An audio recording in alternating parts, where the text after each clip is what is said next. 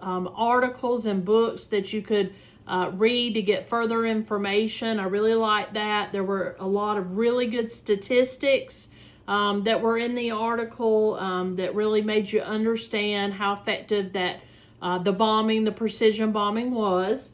Also, what was being bombed, how they decided what they were going to bomb, how it affected Germany, how it affected the morale of the people. They were really trying to defeat the enemy from within by destroying their industrial centers and their capability to make war.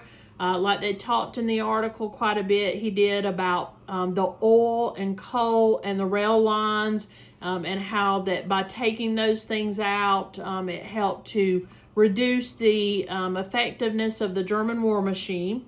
Also, he talked a lot about the experience of POWs when they were shot down from the planes and they became POWs, how they were treated, how they were supposed to be treated, and how they were in fact treated, including a discussion quite a bit in the article about Stalag Luft 3 and 4.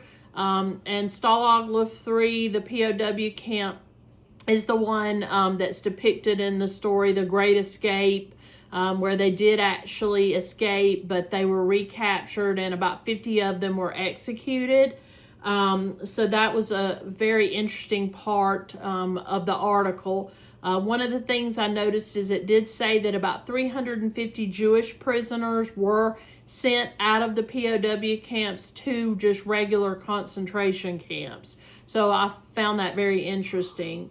Also, the legal and moral questions and implications of the type of bombing that they were doing, because, they were not targeting civilians, but civilians, unfortunately, ended up in the fray.